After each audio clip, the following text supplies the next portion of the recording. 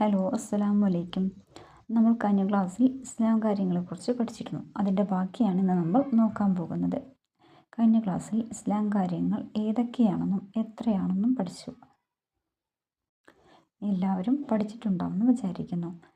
ഇന്ന് നമ്മൾ അതിലെ ആദ്യത്തേത് ഷഹാദത്ത് കലിമ രണ്ടും അർത്ഥമറിഞ്ഞ് മനസ്സിലുറപ്പിച്ച് ചൊല്ലുക. ഇതിലെ 2 ഷഹാദത്ത് കലിമയാണ് ഇന്ന് നമ്മൾ പഠിക്കാൻ പോകുന്നത്. ആദ്യത്തേത് അഷ്ഹദു അല്ലാ ഇലാഹ ഇല്ലല്ലാ. അഷ്ഹദു അല്ലാ ഇലാഹ ഇല്ലല്ലാ.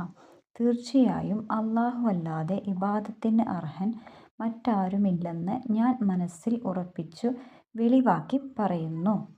തീർച്ചയായും അല്ലാഹു അല്ലാതെ ഇബാദത്തിന് അർഹൻ മറ്റാരുമില്ലെന്ന് ഞാൻ മനസ്സിൽ ഉറപ്പിച്ചു വെളിവാക്കി പറയുന്നു. ഇനി രണ്ടാമത്തേത് വഅഷ്ഹദു അന്ന മുഹമ്മദൻ റസൂലുള്ളാ. വഅഷ്ഹദു അന്ന മുഹമ്മദൻ റസൂലുള്ളാ. തീർച്ചയായും മുഹമ്മദ് നബി സല്ലല്ലാഹു അലൈഹി വസല്ലം അള്ളാഹുവിൻ്റെ റസൂല് ആണെന്ന് ഞാൻ മനസ്സിൽ ഉറപ്പിച്ചു വെളിവാക്കി പറയുന്നു. തീർച്ചയായും മുഹമ്മദ് നബി സല്ലല്ലാഹു അലൈഹി വസല്ലം അള്ളാഹുവിൻ്റെ റസൂലാണെന്ന് ഞാൻ മനസ്സിൽ ഉറപ്പിച്ച് വെളിവാക്കി പറയുകയും ചെയ്യുന്നു. ഇനി ഇതിൻ്റെ പ്രവർത്തനങ്ങൾ നോക്കാം. ആദ്യത്തേത് ക്രമത്തിൽ നമ്പർ ഇടാം. ഇത് ഓർഡർ തെറ്റിച്ചാണ് കൊടുത്തിട്ടുള്ളത്. അതിനനുസരിച്ച് നമുക്ക് ഓർഡർ ചെയ്യാം. ആദ്യത്തേത് അഷ്ഹദു അല്ലാ ഇലാഹ ഇല്ലല്ലാ എന്നാക്കണം. രണ്ടാമത്തേത്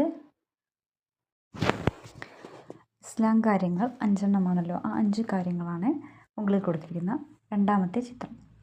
പിന്നീട് വഅഷ്ഹദു അന്ന മുഹമ്മദ് റസൂലുള്ളാ എന്ന ഓർഡറിൽ നമ്പർ എഴുതാനാണ്. രണ്ടാമത്തെ പ്രവർത്തനം യോജിപ്പിക്കാം. റമദാൻ മാസം നിസ്കാരം നോമ്പ് നോൽക്കൽ 2 ആകുന്നു 5 ആകുന്നു. ഇതിന് നേരെ ഏതാണ് നമ്മൾ ചേർത്ത് കൊടുക്കേണ്ടത്?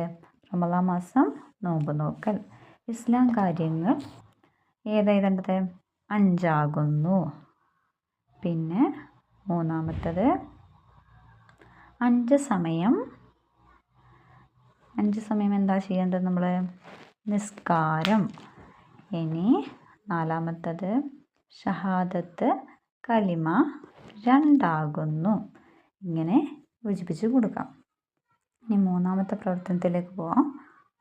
മൂന്നാമത്തെ പ്രവർത്തനം 2 ഷഹാദത്ത് കലിമയും പറഞ്ഞു പഠിക്കാനാണ്.